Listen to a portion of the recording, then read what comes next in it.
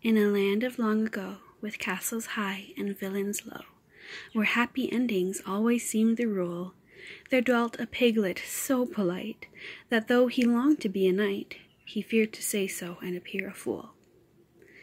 In his house the doors were tiny, and the floors were waxed and shiny. Piglet never ventured far from home, yet while he soaped and scrubbed and cleaned, Piglet dreamed his nightly dream, a brave and dashing piglet on the roam.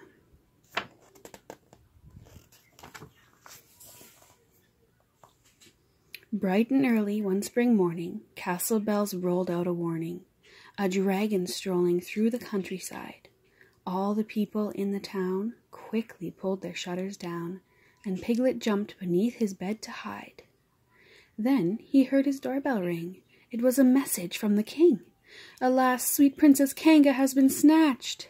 Before our piglet found the wit to ask what he'd to do with it, off to the king he found himself dispatched.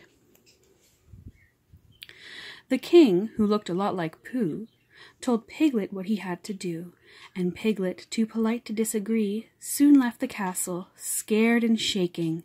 Dragon's breath could easily bake him, but knowing that the rescue had to be. Piglet found the dragon's cave, he really was so very brave, and crept inside as silent as a mouse.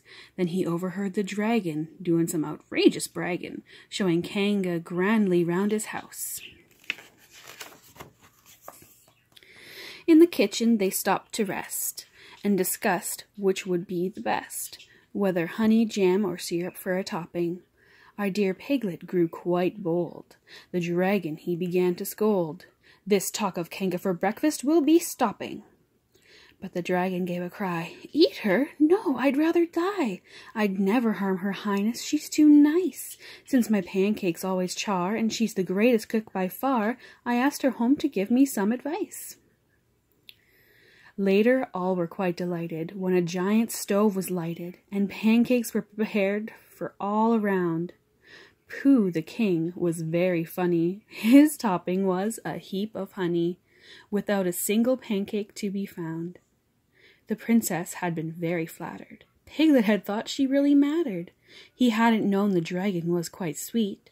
So Kanga took him into service. Guarding her, he's never nervous. A princess for a friend is really neat. So Piglet's now a knight in armor. Kanga thinks he's quite the charmer, and that his bright steel suit is very snappy. The dragon cooks for Pooh the king, that bear will eat most anything, and so our ending's very, very happy.